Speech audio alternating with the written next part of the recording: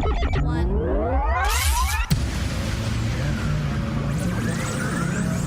Ready.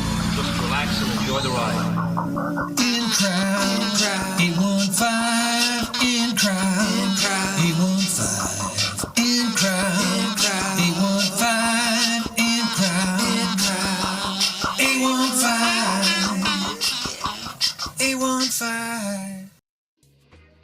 My question, I guess, for the morning, Tom, would be this. Why is it that cranberry juice tastes like it doesn't want to be wet?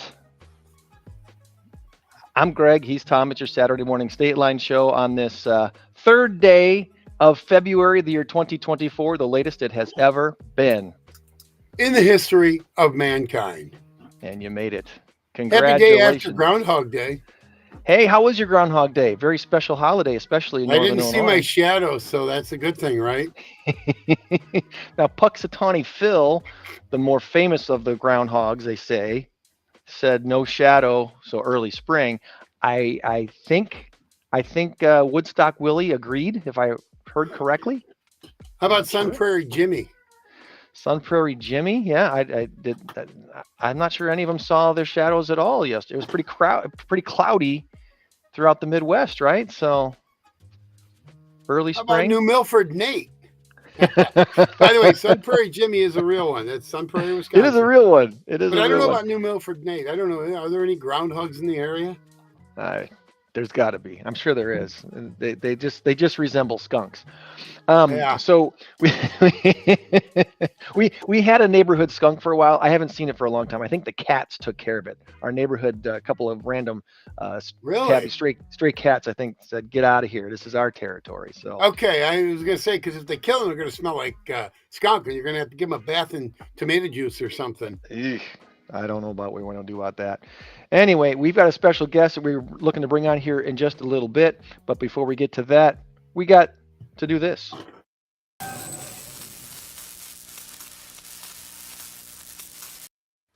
Our big number of the week this week, with our current race to 10, having Tom in a fairly commanding lead now with a score of 9-7. This could be a victory Saturday on the podcast. Yeah. Our big number of the week this week. It's a big one. It's 200,000. That's right. 200,000. People or pantry is the answer, and we'll give you the answer before the end of the show. People or pantry. Now I've been asking you to do this for a couple of weeks now, or actually since the beginning of the year, and I'm still waiting for someone to take me up on this offer. Write me a little story before the end of the show. If you're watching this live right now, put in the comments something that you think 200,000 has to do with either people or pantry, and totally make an all-in guess as to what you think it's all about. If you want to Google it, go ahead and Google it. If you want to bard it, go ahead and bard it. I don't care. I just want to hear a good story of what you think. I sent all you right. mine. I got Tom's. Let me see. Okay. All right. So Tom's going with that. I'm going to write this down here and save that for a little bit later. All right. So our guest this week, I'm told he sleeps, but I'm not sure I believe them.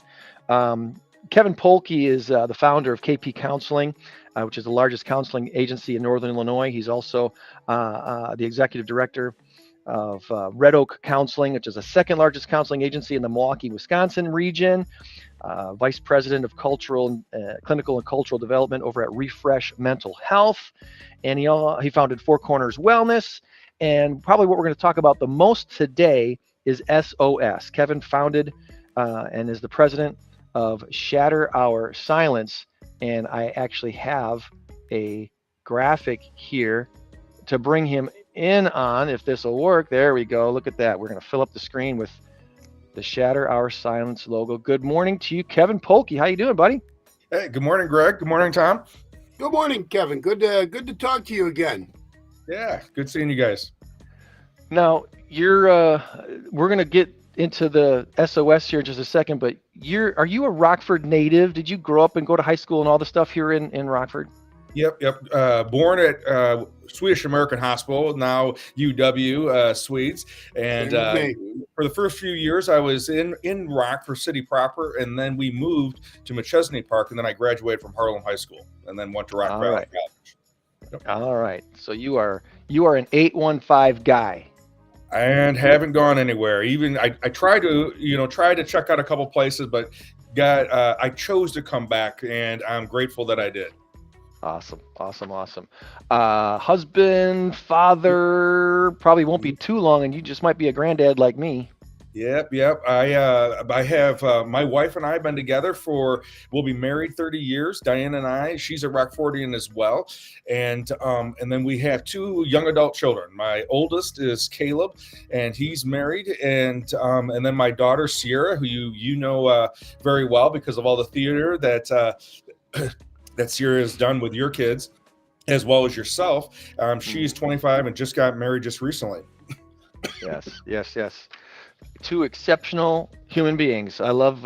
I don't know Caleb very well. Haven't spent much time with him, but been in a few shows with Sierra, and got to help her and her husband buy their home last year, which was really fun and really great to be. I love part of being a realtor and working with friends and family. I've discovered this about myself. I actually do treat most of my clients like I do my friends and family. I'm not really much different either way, because as I explained to people when I meet with them the first time, I'm really not a salesperson. I'm a consultant. You're going to hear me ask you questions, and you're going to give me the answers that you know how you feel about things. And I'm just going to tell you if I think that's feasible or not. I'm going to tell you what I would do if I was in your shoes, and we'll go from there. You can make your decision. So it was fun to look at houses with Sierra and her husband. And that was one of the craziest times that I ever vicariously experienced through them, was that you guys were like having to make offers while you're going through the homes, and that was unheard of like when I've looked at homes, you contemplate it for days, weeks, or whatever, and then you make an offer, and that was a wild experience. And I don't know if it's still that way or not, but that was I really appreciate you being able to help them through that.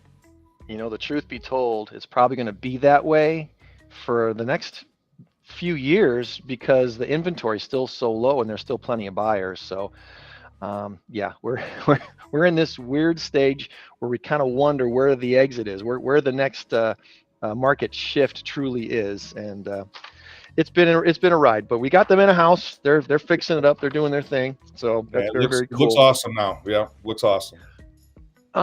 So you started your own counseling company. Did you do that straight out of college? What is kind of the timeline of your professional career? Sure.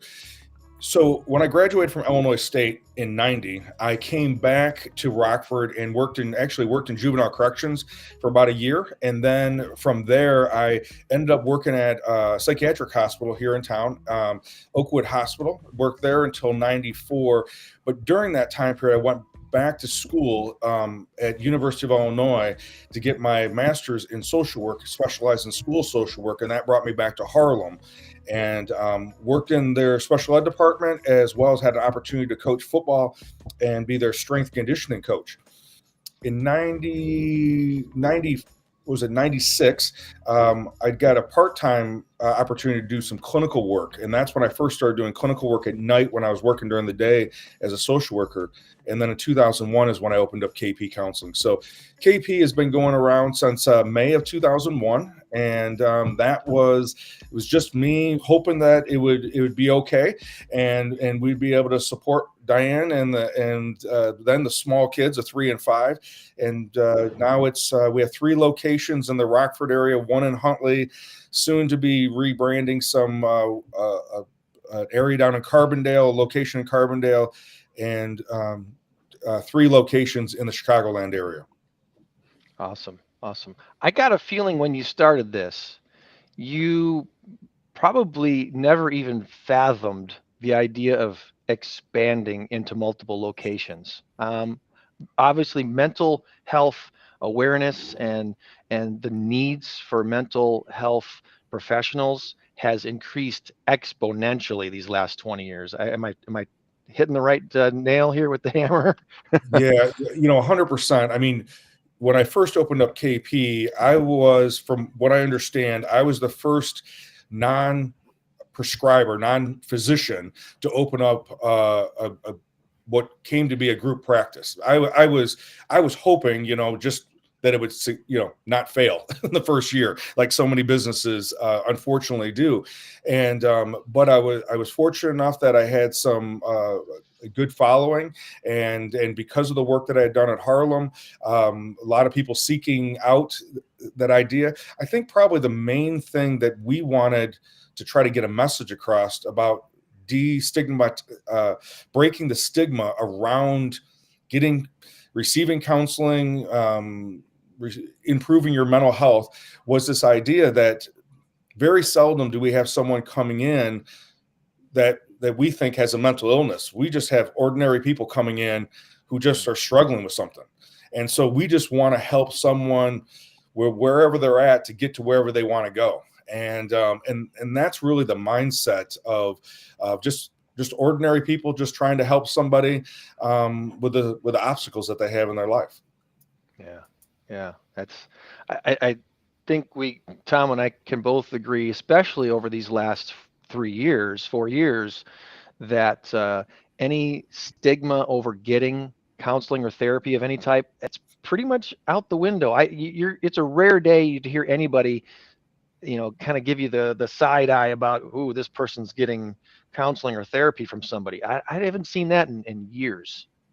Yeah, I think you're 100% right. It has changed so much in the last 20, 30 years, especially, that we would hear about it in other parts of the country. And now I think in our area, the Midwest specifically, has caught up to that it's not, oh, you're going to counseling. It's more about, where are you going to counseling? Who's your therapist is more of the conversation, more so than, well, why are you going? And that part, I think, has really, in the last 4 or 5 years, has really changed. I think a lot of that has to do with a lot of celebrities coming out and talking about it, a lot of other efforts that we've had in the community of trying to kind of maybe parallel that.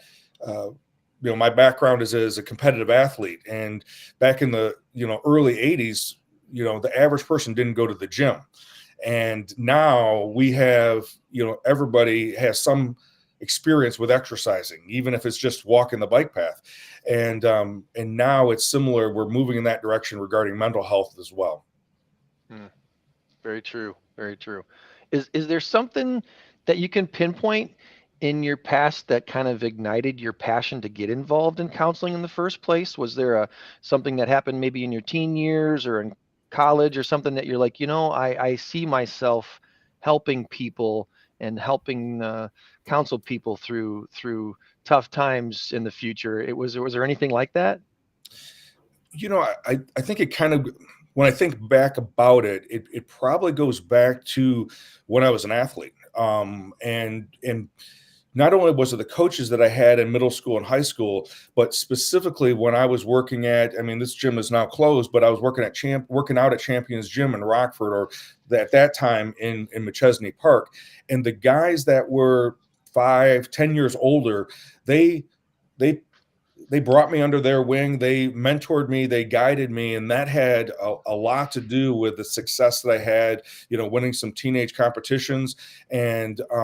And they were so generous with, maybe there was a lot of do as I say, don't do as I do type stuff, but that, I think, was the beginning of it. And then, of course, back in the early 80s, if you were a bodybuilder, then you either were bouncing in bars, which I did, or you were training people, because there wasn't training certificates at that time. There wasn't that organization. And I think that was the beginning of it. I could show someone how to lift weights in the first few weeks, but they continue to want me to help them with their workouts because of either wanting motivation, inspiration, accountability. And I think that was the first taste of this idea of maybe I can help people. Nice. So, Kevin, we all have somebody in our lives in our past. Maybe somebody we live with. Maybe it's a best friend or something like that. We all need help from time to time, and sometimes you're too close. Yep. What is your best advice for getting them to seek help that you know they need, and maybe they know they need, but they're not really willing to admit it? What is your what's a good approach to say, hey, why don't you talk to this guy, KP Counseling, or somewhere? Yeah. What would you say to them? Well, Tom, I think the first part would be being able to, because of the relationship that you have with that individual, that you're noticing something's going on, is maybe just as, sharing with them what you're observing, not from a judgmental standpoint, but Right, that you're right. you're seeing them,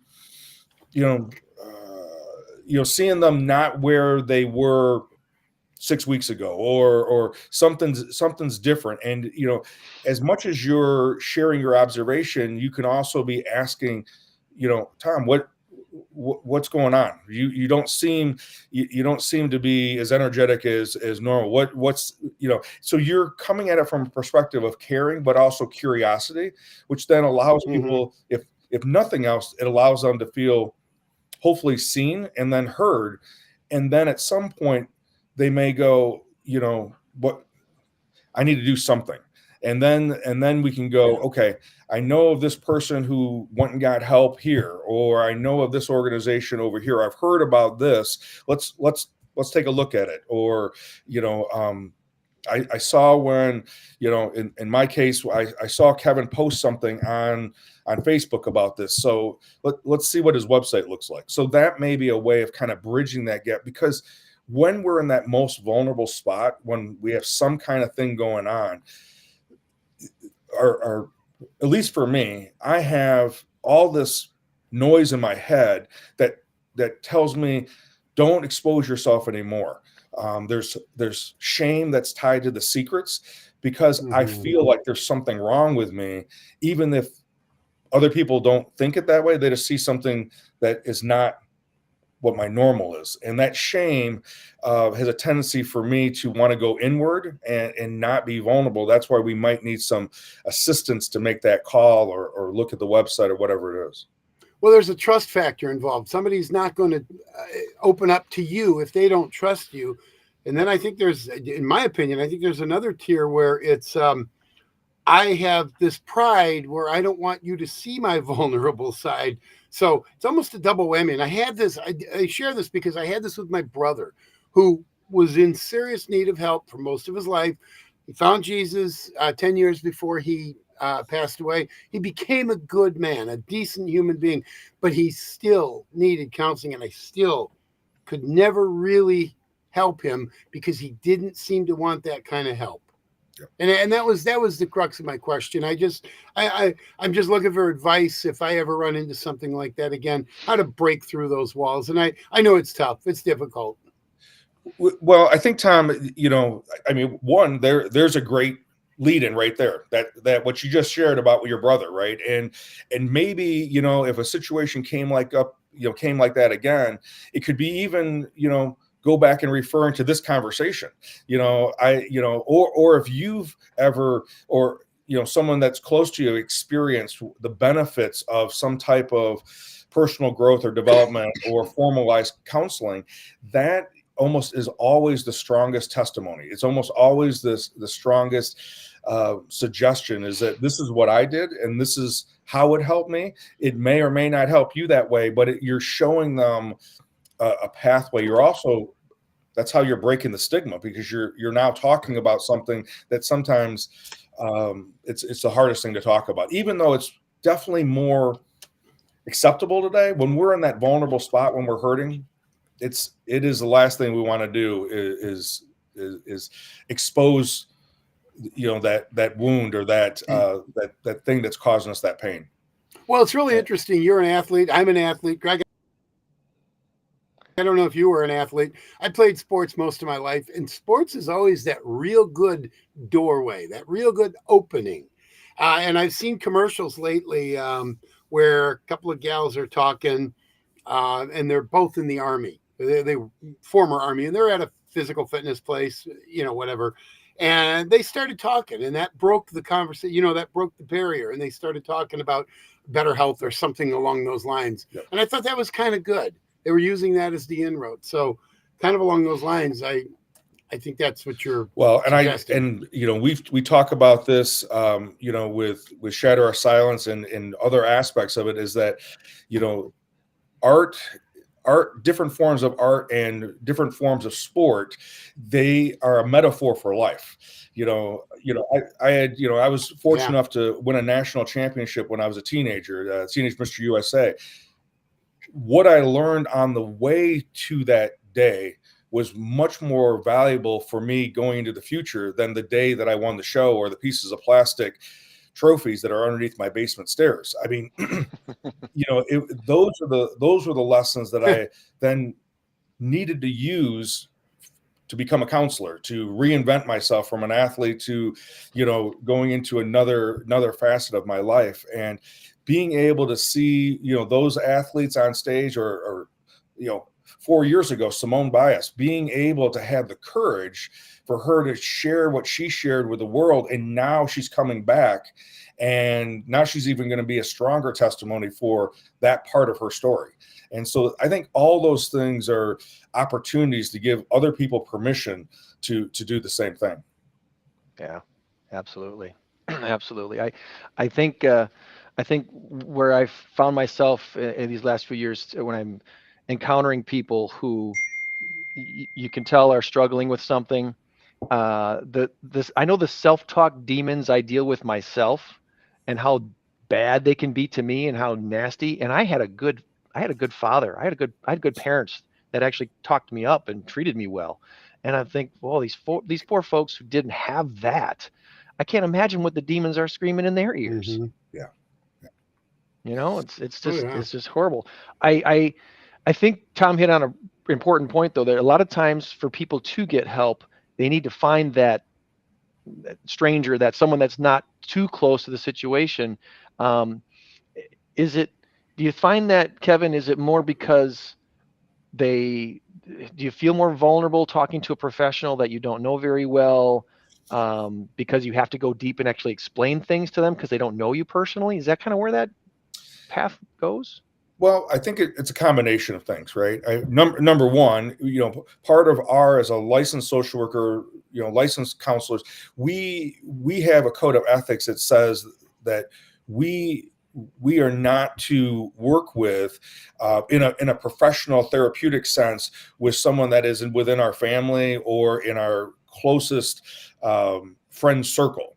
And the reason why, and I've come to see this and know this for myself, is that I'm too close. It's called what we refer to as countertransference.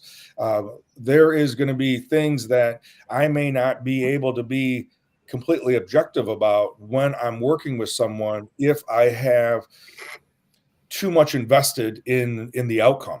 And it's similar, the difference between, me being able to help my son or daughter out when a standpoint of coaching them regarding an activity versus an outside coach coming in and being able to show. They're going to be different with that outside coach versus myself. They're going to have a different level of rapport with that coach. Now, it's not that they don't trust me. It's not that they don't believe what I have to say, but something happens when we're in that space where we have to have the courage to be vulnerable to someone else. We see that person having a level of experience and expertise, and that then allows that coach or that counselor to then work with them and see them from a perspective and ask questions that a family member or close friend would already know, and we'd be patronizing if we then ask them.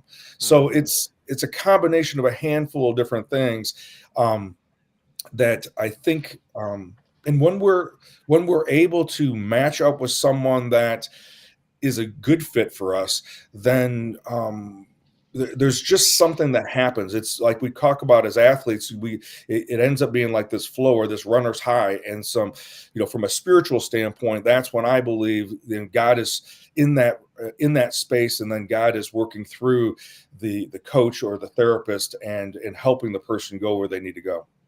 Yeah. Yeah, we're all a little bit different in that some of us need that coach that has already been there. Says, I know you've been to the mountaintop, so you're going to tell me how to get there. Some need the coach or counselor that has worked with those people that have been there, not necessarily maybe themselves have been there, but they've worked with others. They need some proof. It's There's a lot of dynamics involved. We could trace down a whole lot of different bunny trails, but before we instead of doing that, well, let's focus as we wrap up here on Shatter Our Silence. What caused you to start SOS, and what are your goals here for the region when it comes to shatteroursilence.org? Sure. So, unfortunately, it was not something that I intentionally went into doing. It started.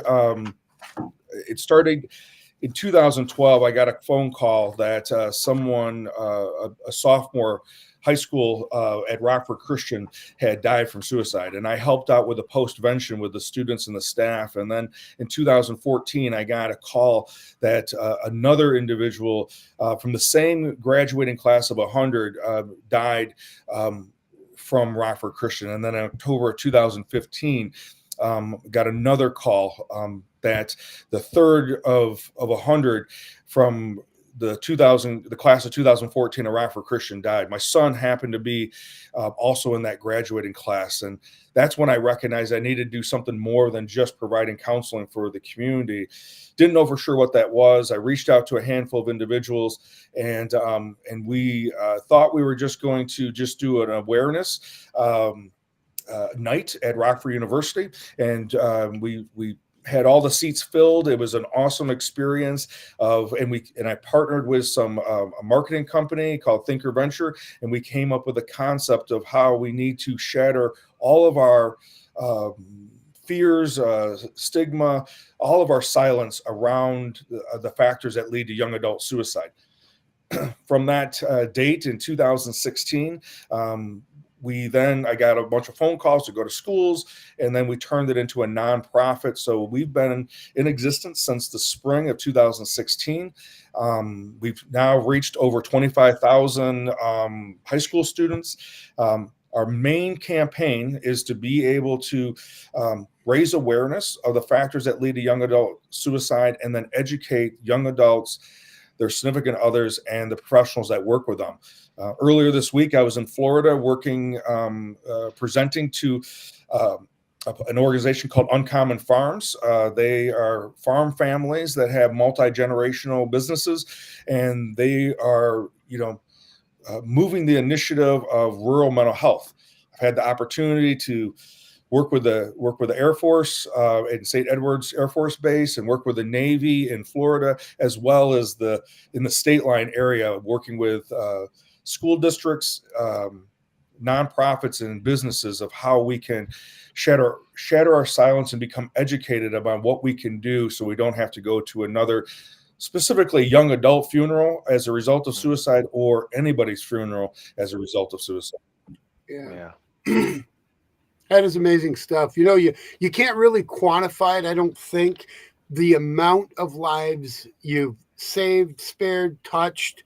But my hat is off to you and what you do, and all of your colleagues. Of course, I can't take my hat off. My headsets are on. It wouldn't work. But yeah, you get the point. But thank you so much. I mean, this is amazing. I love the work you do, and I think it's so very, very important. Especially, I have 3 kids. 37. I know I don't look that old. Had them when I was 10. Hey, no, 37, 33, almost 34, and then 31, and they've not been without their issues, but good friends, good counseling, for lack of a better term, because I don't know if they've ever gone into the actual counseling part of it, but just, getting help when needed. And that is the key. Get help when needed. And my kids aren't going to come to me and say, hey, Dad, I'm really struggling with this. They've found other ways, but I know they've had their struggles. And it's all part of the big picture. The bottom line is get help when needed. And I think you guys are doing an amazing job. Thank you, Tom. So when it comes to Shatter Our Silence and your SOS organization, it is a not-for-profit. So if people want to help support what you're doing, there's ways to do that. And is there a need beyond financial? Do you look for volunteers for any sort of things or events or anything's coming up? How can people help and get involved? Yeah, thank you. I mean, obviously, financial donations always help. The goal is for us to never say no to someone who wants us to, come and share the content that we developed, the message that we have regarding that. The whole idea is how can we bring light into the darkness, and that darkness, unfortunately, is where sometimes individuals feel that maybe life isn't worth living. We all are somewhere on that continuum. So obviously, financial donations is part of it, and that you can contribute at the website as a way of doing that. Probably the biggest thing, I mean, outside of that, but even bigger, I think, is just being able to share, what we're talking about today, being able to tell other people about, well, we heard about this SOS, let's go check that out, or forwarding someone, because it's really about sharing the message about that there is light no matter how dark it gets. And SOS is just one organization that's trying to make a difference in that. And so really sharing that message is probably the biggest thing that people can do. But volunteering when we have events, when I'm myself or some of the other individuals that help out, when we're either in a community event, we're speaking somewhere, teaching somewhere, being able to come to that, supporting it, sharing it on social media, all those are ways of definitely helping. And then when we have our events, such as our annual event that we have, our fundraising dinner in September, Suicide Awareness Month, being able to be there and share time and stories with like-minded individuals, those are all ways of being able to help out. Awesome. Well, check out the website. If you have any questions, Kevin would love to connect with you there. And I think it's been awesome that you've had time to carve out for us this morning to share what you're doing with Shatter Our Silence and KP Counseling. And reach out, shatteroursilence.org, if anybody has any questions. I know Kevin would love to connect with you and your loved ones, your friends that might be going through something that needs a little help in the right direction. So I'm going to toss out the remaining questions I have here. We've kept you long enough, but I know Tom's got some trivia for us this morning. Okay. They may or may not be Rockford related, and because you grew up in Rockford. I didn't hit the Rockford scene till about 1990 is when so 34 years, well over half my life. It won't be Rockford. It won't be Rockford related. Just three general. First of all, Kevin, I host trivia 3 nights a week, and I do trivia events, this and that. So I'm all about the trivia. So we started this new thing when we started the In Crowd 815. We started doing trivia for all of our guests, and don't worry, it's just fun. It's not they're not too terribly hard. And then I usually get Greg and Joanne after for our own trivia. All right, here we go. Here we go. Ready? Bring it on. All right, here we go. First question. Oh, where did it go? Here we go. I don't know if you were a fan of Starsky and Hutch. We're going back to the 70s. All right. On the iconic 70s TV show Starsky and Hutch, their informant was played by Antonio Fargas. What was his name in the show? Now, I was hoping you would say me what color was the car. Yeah, I know, me too. That's what I was hoping. What was the color of the stripe there? That lightning bolt, white lightning bolt on the red car. I knew that. Their informant used to call it a tornado. You driving that tornado? Actually, I do not. I don't have a recollection of what the informant's name was. Yeah, his name was. Well, he was an animal. His last name was an animal. It was Freddie Falcon, right? No, Huggy Bear. Oh yes, Huggy Bear. Now I have a visual of exactly what he looked like. Yes, yep, I remember him. Yep. And his son, by the way, Justin Fargas, went on to be a standout at USC football player. I don't think he ever made it to the NFL. He might have made it and maybe lasted a year on the B team or something. I don't know. All right. But anyway, all right. Question number 2. It's multiple guests. Okay. This car was the most produced car in the world in 1972. Was it the Chevy Camaro, the Toyota Corolla, or the VW Beetle?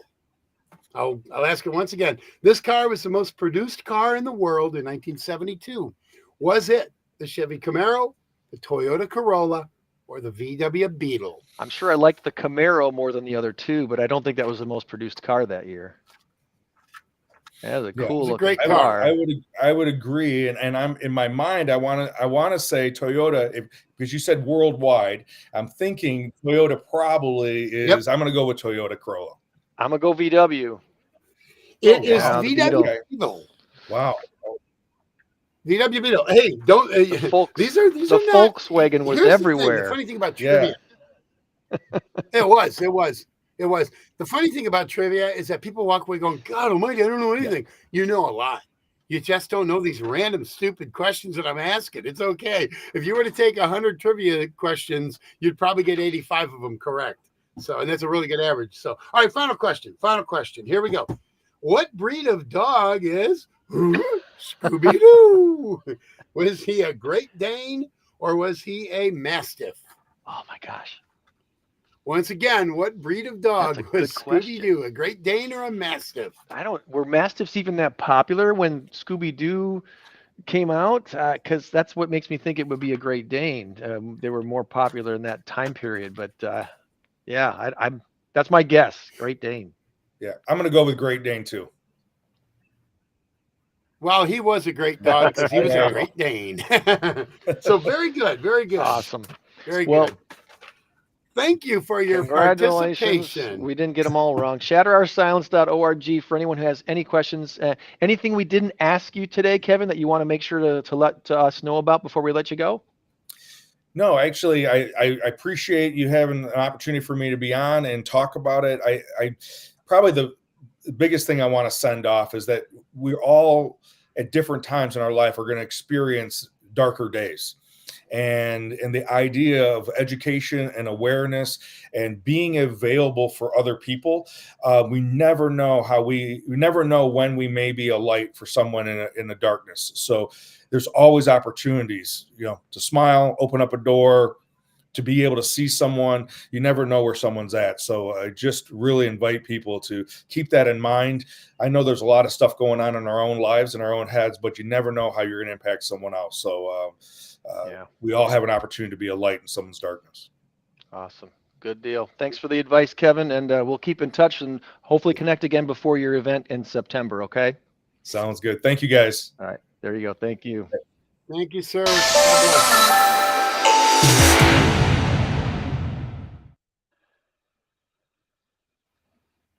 Happy birthday to you. Happy birthday to you. Happy birthday, dear Grandma Joanne and Mom. Happy birthday to you. Happy birthday. It's going to be Joanne's birthday on Monday. Happy birthday, Joanne. Thank you. Happy birthday, Joanne. How you doing? How's the Paws Humane Society headquarters on this fine Saturday morning? Someone wrote something. Oh, it's quiet here. It's I don't know quiet there. why Okay. It sounds quiet. Why my hopefully that's a keyboard good came thing. up. I was I able love to stop by Cancel. this week and drop off my donation I for the thought fur you ball. did. So yeah, it's there. It's Did there stop now. by 'cause I saw it was in the cage, whatever. I don't know what this Kevin Polky, was he the guy that was just on? Yep, he was our guest. Thank you, Kevin. Thank you, He was our Kevin. guest. Yeah, I was singing Great Dane. You knew Great Great Dane? Dane. That's the answer. Did you know Scooby-Doo. Huggy Bear? I wasn't Did you know listening Huggy Bear? then. Okay. I only Oh, listen. okay. You listen halfway. I already. But yes, thank you for the completely birthday fair. Completely fair. Completely fair. We're not going to do a bunch of random stuff this week, in large part because, like I said, I'm on location. I'm out of the area, and this could be. Oh, thank you, Lisa. Yes, happy birthday. You guys are having great weather up there. It's really foggy here in Austin. We had a storm last night, and I can't see more than about 100 yards away from this window here that I'm currently in this room at this meeting room here in Austin. But Um, Looking forward to finishing helping my daughter and son-in-law and their family move to their new place. That's the big reason why we're here this weekend is to help them with their move. Speaking of real estate, here's our random for this week, guys. 50%, 50% of United States renters were considered cost burdened in the year 2022. What that basically means is they paid 30% or more of their monthly incomes toward rent and utilities during the year of 2022. Um, and that included 83% of those earning under $30,000 per year. There's the gap does seem to be widening between those who can and can't afford to buy homes, and we don't know if that gap is going to shrink again, which is one of the reasons why I've been really encouraging people, not because I sell homes, but because your future wealth, your future finances benefit greatly from being a homeowner far more than being a renter, especially if you're going to be in the same place for more than 3 to 5 years. So if Rockford, if the 815 is you're planning to make that your home, you've been here long enough, this is going to be where you're going to be for the foreseeable future. Try to do your best to buy instead of rent. It's going to set you up better for your finances in the long run. It's that history tells us that's the case, especially when it comes to generational wealth and family finances. So that's the only random I wanted to share for this week. How are we doing at pause? Do we want to take a quickie little tour? We haven't taken a tour for a while. We did got plenty last of time, week. absolutely. We did a tour. We did a little bit of a tour last week. Let me see if I can turn my music back on a little bit without being too loud. Oh. Take you to the pause lounge, ladies and gentlemen. That's the welcome to the pause lounge. For all you Let's see, cool let's cats. try to go with this and try Let's to start with go this. like this. Why don't we do a tour most every week? Why isn't this working for me? This isn't working. We'll try it this way. I'm trying to get you on the big screen, and it's not letting me. All right, well, we'll just do it this way then. We're just going to go and... It's the three little kittens that lost their mittens. There we go. Hello, kitties.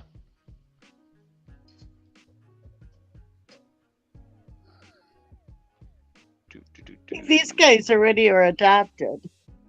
Yeah, it says right on here, I'm being adopted. Please choose one of my friends. Already spoken for. Their family, which is kind of exciting. I don't know what their home is going to be like, but they are adopting all three of them. Good luck. They chose two, because you always say to take two kittens. And then they felt bad to leave one behind, so they decided to take all three. So their life is going to change for the exciting. Climbing curtains, chasing each other through hallways. Well, if they're getting picked up this weekend, we'll be able to talk to them in 2 weeks and get an update at the fur ball, probably, right? Maybe they'll be there. Yeah, attendance is really kind of low this year. So if you haven't gotten your tickets yet, please do. I mean, we're kind of getting worried because of the low attendance. Although Illinois, Rockford people, I'm going to say this, and don't quote me. You can quote me on it. We are slow. We like to make last you're exactly right. I was exactly going to say the exact same thing. We are notorious for being last minute committers to events. Yeah, I don't know why that is, but then all of a sudden this is still January. Nice. We didn't have a big dog month in January, but we already have one listed in February. I don't know what the cats are in February. We'll We'll see the update next week probably with all new Yeah, they're kind of. February It's updates. only February 3rd, and the groundhog did not see his shadow this year. Yay! So we should have an early spring. So they say. I believe in rodents. Well, you know So, that they're yeah, 40% accurate, right? I don't know if you heard that, but one of the volunteers said if you believe in rodents. My granddaughter said the cutest thing. She said it's lucky he did his checking in the morning. because, Right. because the sun came out in the afternoon. So she said, I'm glad he did his checking in the morning. She's So, smart. She knows her stuff. yeah. So we were like, yeah, you're right. I don't know. This one says pre-adoption only. I don't know. This is Ren. Oh, Ren. So, yeah, I worry about my granddaughter. She has too much thinking going on sometimes Love for a it. I love it. 5-year-old.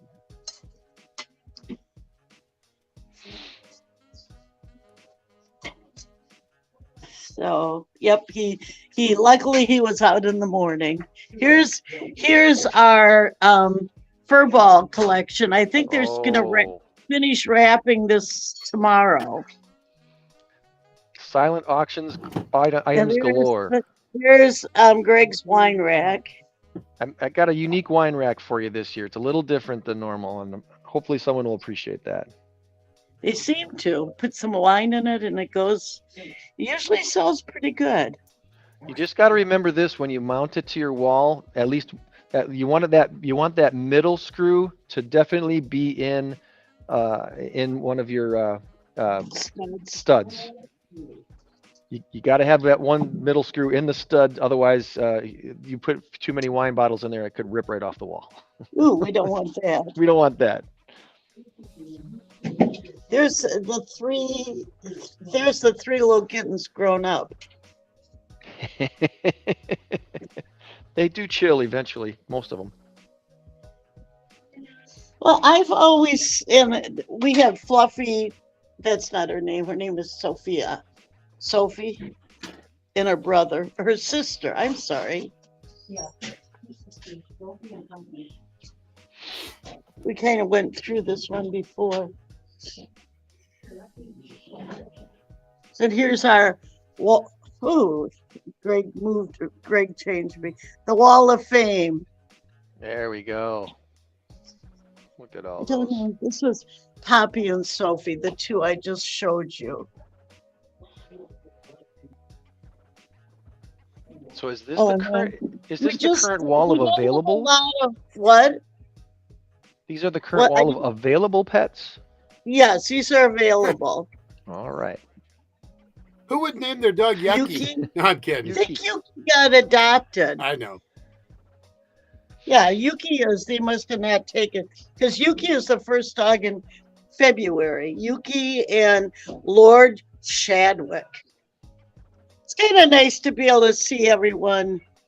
Cool. Saying, I want that cat. Nice. Nicely done. It's a very, it's like you can look and then say, ooh, that cat looks good. Let me take a closer look. I should tell you, Joanne, Kelso, which was what was the name at Paws? Frankie? I forget what the name was at Paws before my daughter Allison adopted Kelso. Kelso's doing great. Kelso's a cool dude. She's had him. It's been over a year now, right? I think it's been over a year. Yeah, look at this little kitten there. I don't know if you can see her very well, but in the middle of the room. Three brothers. This is the social room. Her three brothers were adopted, so now she's in the group. She kind of was a little lonely. She's not real friendly with others yet, so she kind of doesn't shine when people come to look at her. Okay. But so, and here's another kitten up here. I think we showed you those last week where the mother and her son. Maybe she'd prefer a house with dogs. Who knows? I didn't. She House. kind of disappeared to that corner back there. Just a little shy. Yeah, she's way back in the corner. Beautiful kitten, though. All right, Some that's people everything. have different expectations for cats, so Well, if you are willing to take the time with the shy one. we are 2 weeks away from Furball, everybody. So Yes, there's still a yes. chance to get your tickets. Rockford, come on, get out there. They're getting a out little nervous. pausehs.org. Look for Pause Rockford on Tom Craig Facebook. and I already have our tickets. Our checks already been cashed. We're gonna be there. We're gonna be bidding on silent auction items and dancing up a storm, waving our hands in the air like we just don't care. Like it's Oh. 1999. I got a thing from Greg's. I don't know. Is the 3-Dog Night coming to Rockford? Is there? I don't know. Because I got a text message from your group to enter a contest. Oh, My favorite song from the 3-Dog Night. So I thought they were coming to Rockford. Are they still They together? are. They are. I've heard that. They are coming to the area. So I had to rack my brain to remember what my favorite song for the 3-Dog Night were. yeah, Joy to the World's mine. No. Jeremiah mine- was a bullfrog. Dun, dun, dun. Ah.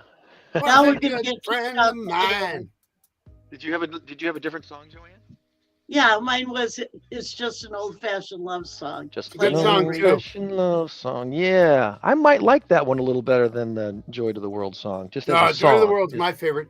Mama Told Me Not to Come is good. Black and White is good.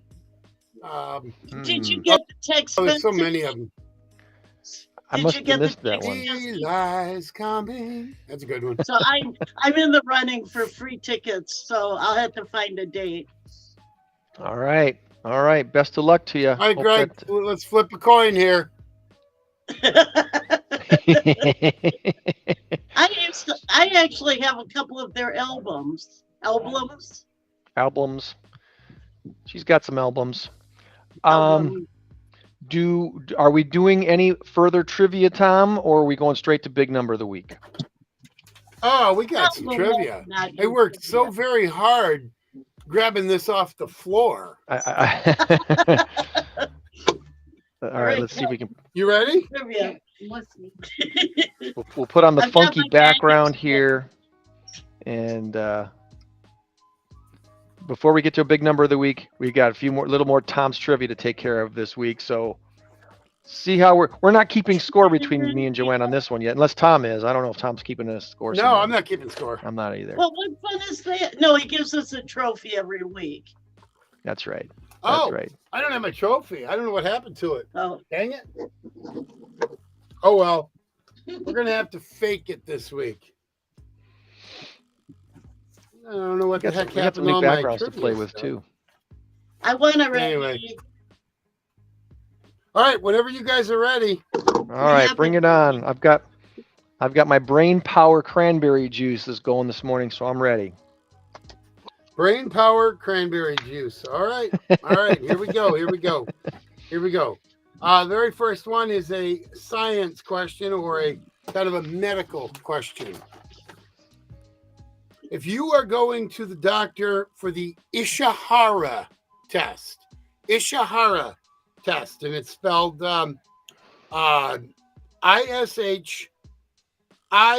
ISHIHARA, Ishihara test. If you're going to the doctor for the Ishihara test, what are they trying to detect? Once again, if you're going to the doctor to take the Ishihara test, what medical condition are they trying to detect? They're trying to find out how Japanese you are. Oh, there you go. No. I Joanne, any better guesses?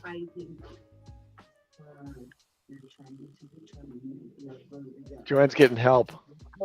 Yeah, she's getting help. Someone's Googling it. You can't Google it. My team says it's for vertigo.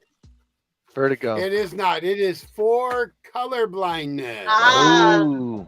Color blindness. You can ask for help for your team. That's no problem. Just nobody can Google it. That's the rule. It's got a phone Just so they know.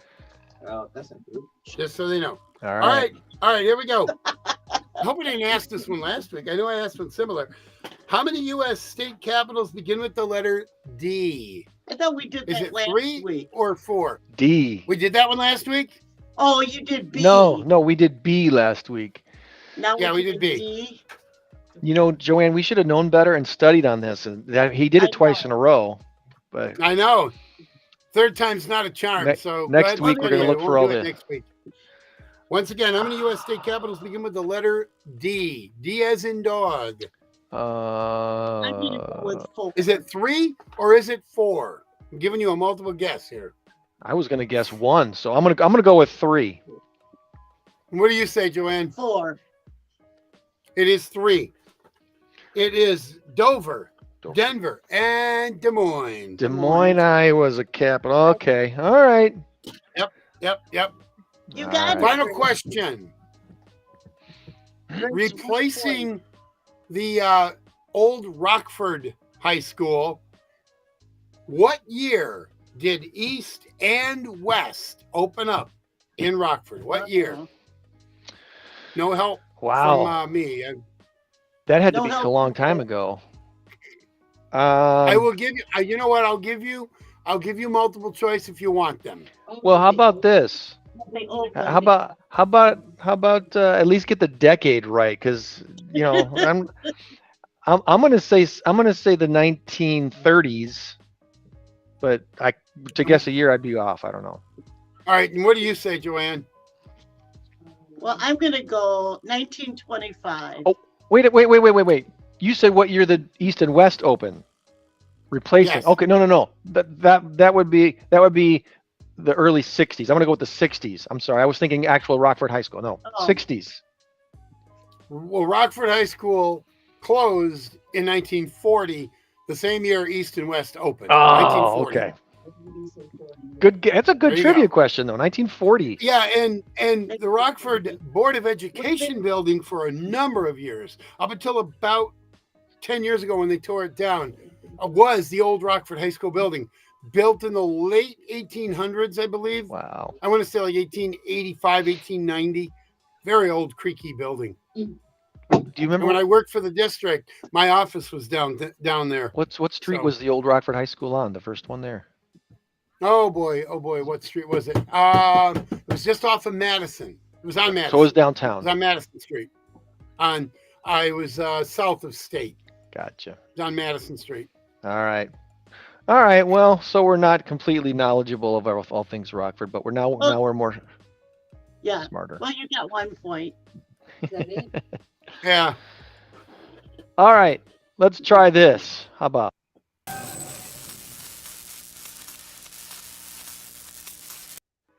With our current race to 10, we have a score of 9-7. This could be a winning week for Tom. Our race to 10, he only needs 1 more point. So, Joanne, your chance to catch up and make this a more exciting race. Our big number of the week this week is 200,000, and the answer is people or pantry. People or pantry. Tom has texted me his guess. Joanne, I need yours now in 3, 2, 1. Please go. Pantry. You're going with pantry. Tom also said pantry. So there will be no either a winner or no guess at all.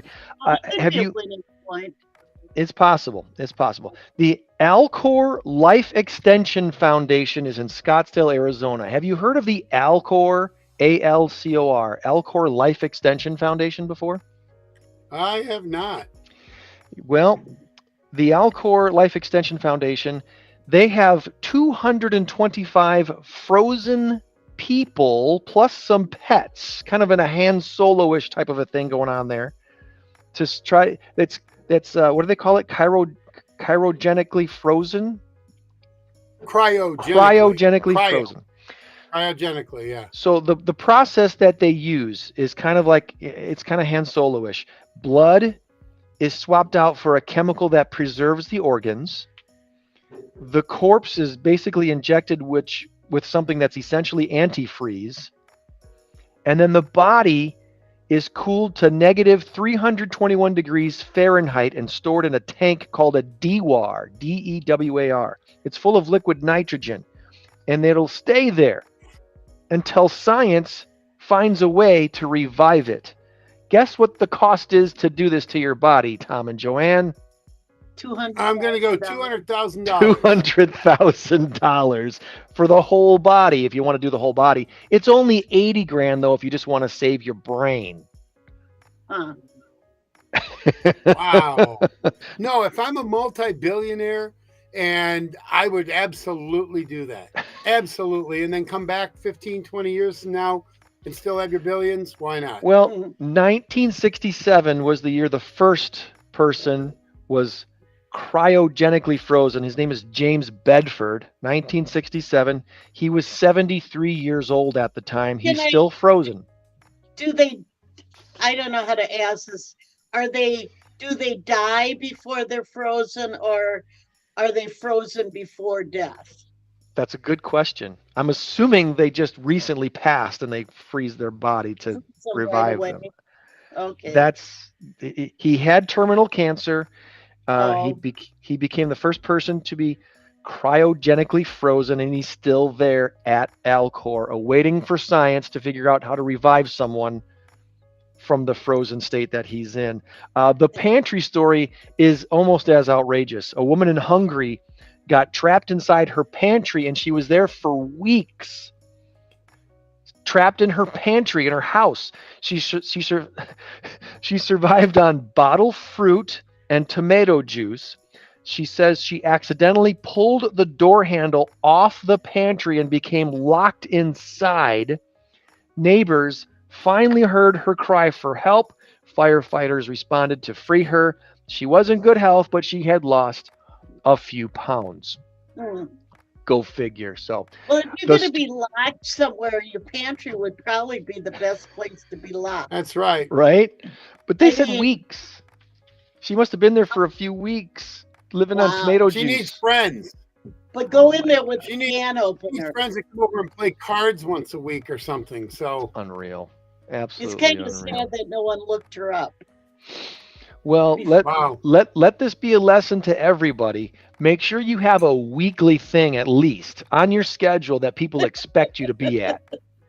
Right. If nothing else, once a week, your friends expect to see you or hear from you for something, so they can go, I wonder where they are today. We should probably go and check on them. My father always looks for an update of me on Facebook. Like she says, I always check to see if you liked anything. So. Now that's okay today, but now with AI and what's happening with this AI stuff and fake accounts on Facebook, you can't necessarily. It'll be soon. You won't be able to trust that at all. Yeah. I'm just warning you. All right. I think that wraps everything up, my friends. You ready to let things go for a Saturday?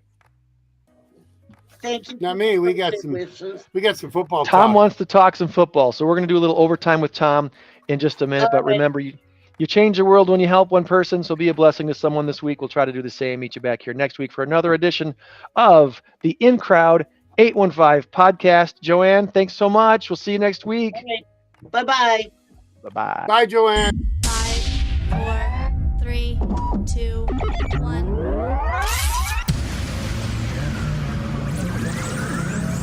Ready. Just relax and enjoy the ride.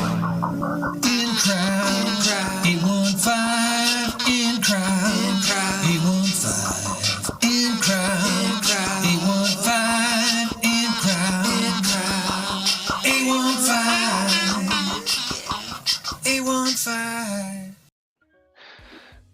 We need to make an intro, I guess, for Tom's overtime for sports, but maybe we'll do that in the next month. I Yeah. don't know. With a whistle blowing and touchdown. Here we go. There What? is your dagger. How's that? How's that? That'd be awesome. Do you mind killing the music? I'm so sorry. What's happening is these headsets are very low and the music overrides. I can't separate the two. I'm so sorry. Gotcha. No, that's fair. That's fair. We can kill the music and let me find. What am I looking for now? I'm looking for my design screen. Where'd my design screen go? I lost my cheat sheet anyway, so here we go. There we go. There we go. Full screen. Here we are talking football, because last week I think the Super Bowl that the country wanted and the Super Bowl the country got are completely two opposite things. We all wanted Ravens Lions for the most part. We got Chiefs Niners instead. Yeah. Generally given the speaking. teams that were in it. No, I wanted Chiefs Lions. I Okay. did predict Ravens. I didn't really want the Ravens in it. I don't hate Andy Reid. I don't hate Patrick Mahomes. I actually like them very much. Probably one of my favorite coaches in the NFL and one of my favorite quarterbacks in the NFL. Just because they're good people. Fourth Super Bowl in 5 years. Is that right? Pretty darn good. And they will, if they win, they will have won 4 out of 5.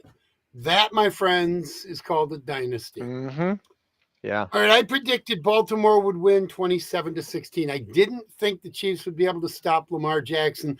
And what happened was Lamar Jackson did less running. He did. And more passing. I was shocked by that. I was waiting for him to break out and score a touchdown or two himself with his own legs, and he didn't. A lot of people were speculating that he wanted to prove to the world that he can pass the ball. Fine, he's got a good arm, but he's a runner and then a passer. Not a passer, then a runner. So that's the way it is. I'm sorry, that's the way it goes. All right, so the other one, I predicted San Fran 30, Detroit 13. It was 34-31. Kind of way off on that one. I predicted San Francisco to score fairly close, but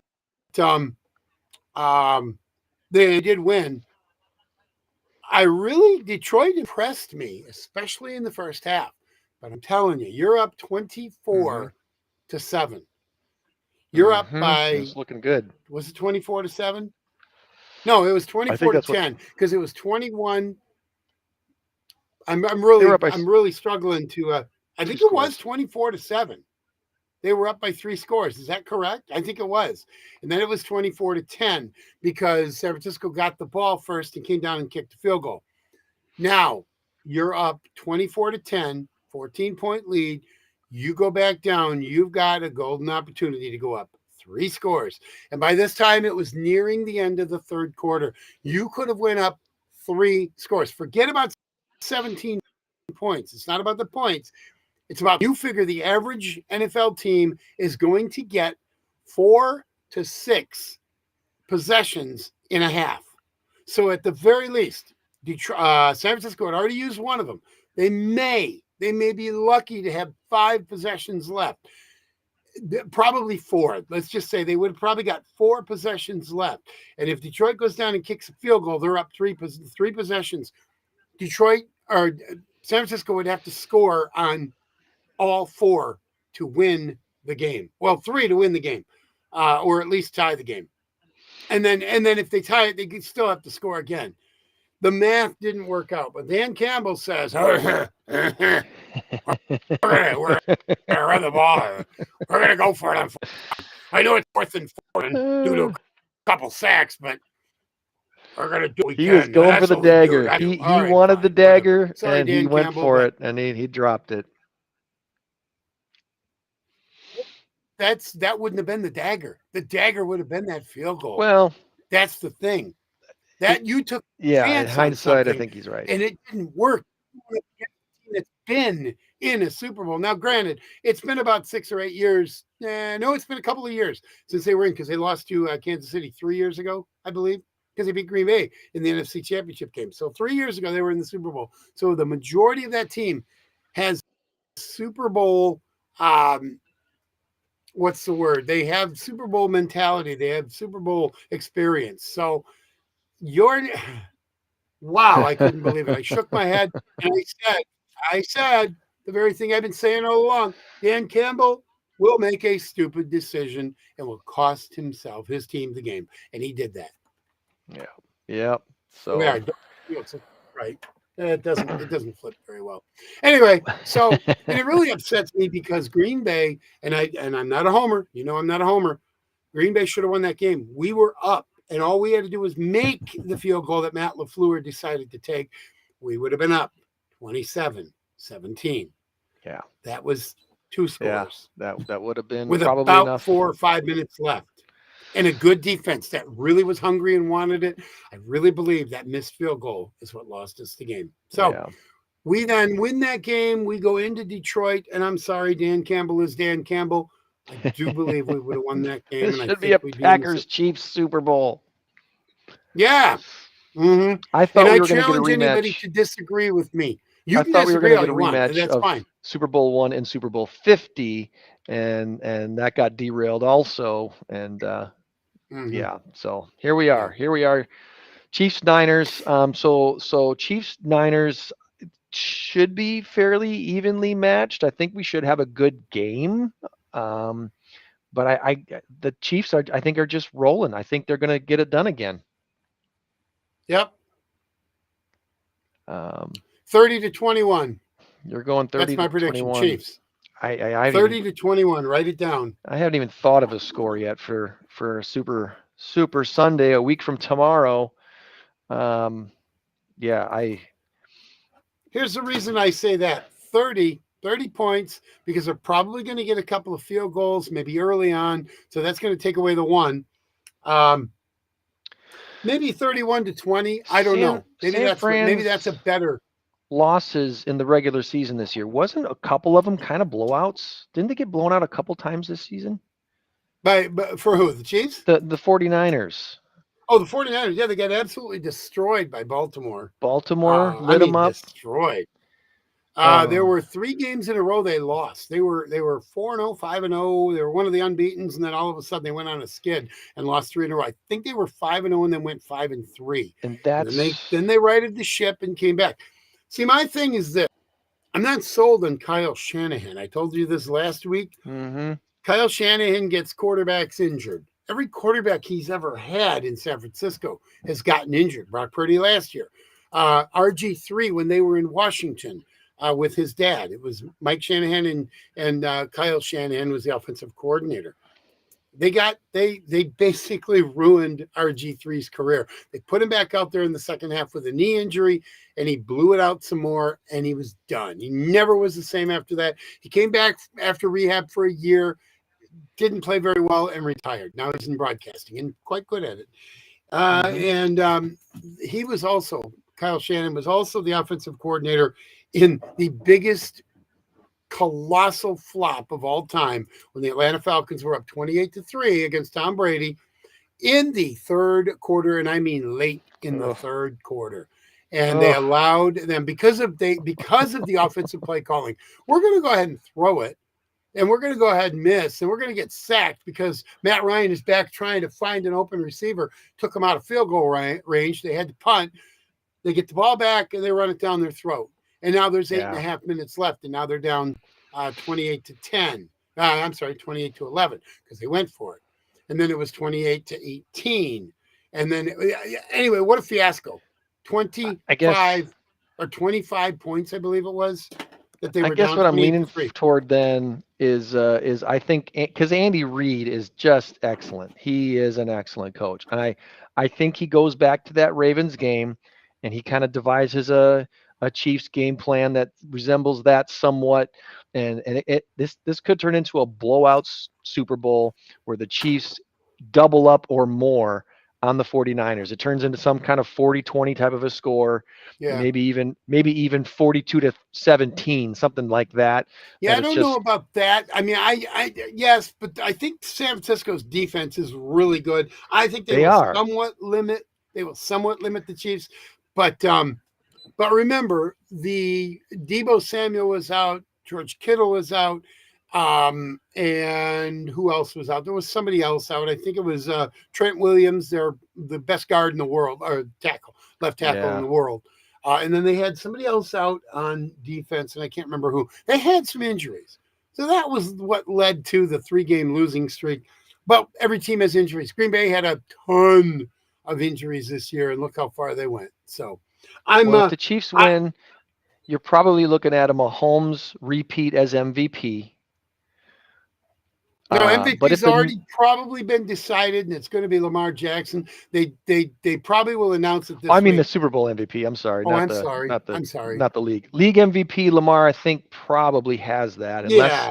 Unless McCaffrey pulls out some crazy votes there. He had a great season, too. I'm voting for Jordan Love. Second half of the season, dominated.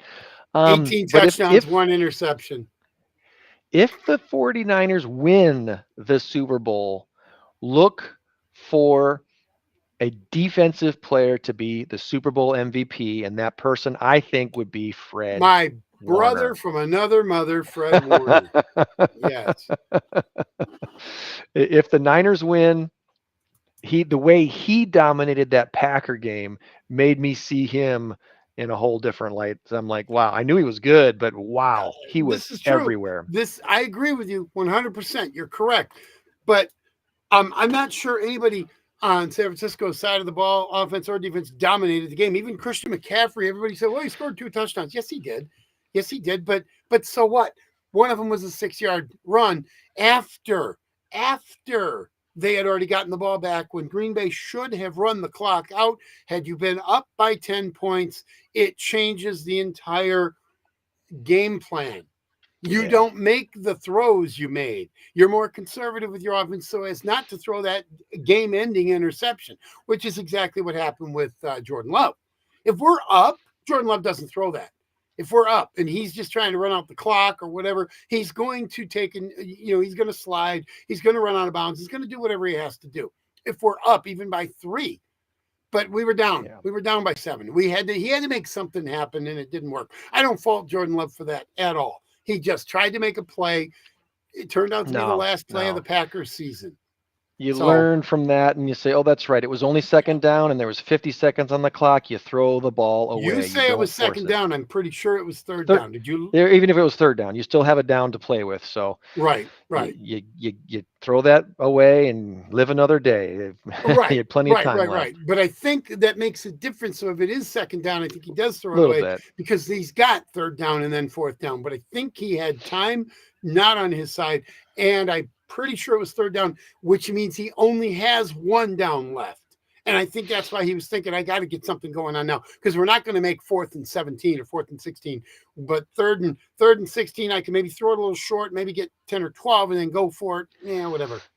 Yeah. But anyway, I'm happy with the way the Packers season went. I'm not happy with the way it ended, of course. And there are 31 teams every year that aren't happy with the way their season ends.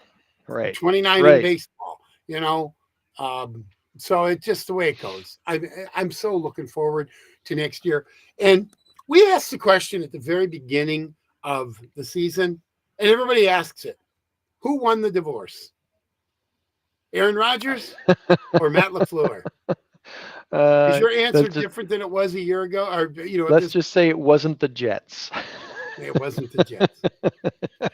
Matt LaFleur is, I think, starting to get some credibility now as being a very, very good coach. And the hire they just made of the head coach from Boston College to be their new defensive coordinator.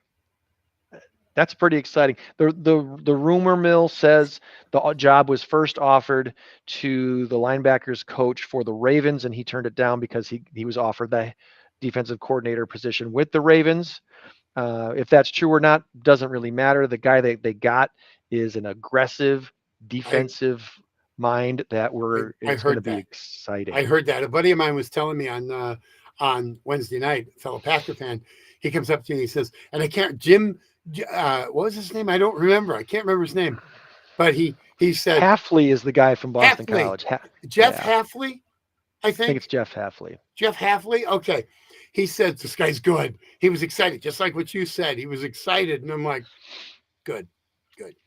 I know So Bear so fans, Lions fans, Vikings fans don't want to hear that. Now, did you say it earlier that we're going to be dealing with the Lions for the next maybe 10 years or something?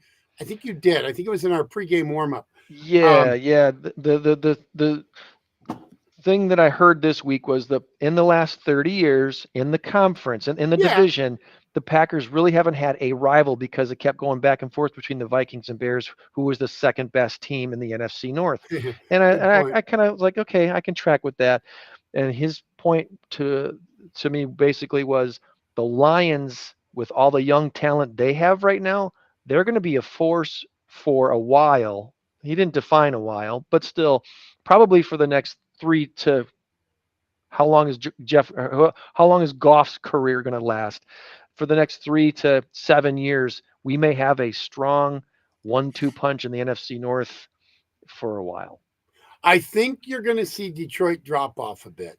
I do. And the Dan Campbell thing is going to get old. I think your disdain for Dan Campbell is clouding your judgment. No.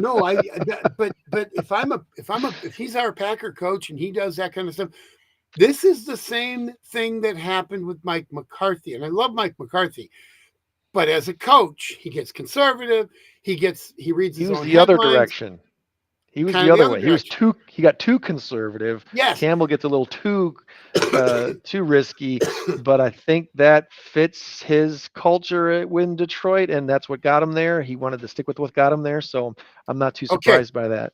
So I'll say this. I agree with you. That's what got him there. You probably got to go, don't you? That's what got him there, and that's also what kept him there. Looks like I got to wrap up. They must need this room. Yep. All right, buddy. Good talk. But I don't know who our guest is yet next week, but we may or may not have a guest next week. Let me work on Nikki, okay? All right. From Pregnancy Care. Sounds good. All right. Okay. Until then. I will let you know today if we can do that, okay? Sounds good, buddy. Appreciate you, and we'll see you later. I appreciate you as well, buddy. Have a great weekend. Right. Bye, everybody. 5 in crowd, 815 in crowd, 815 in crowd, 815.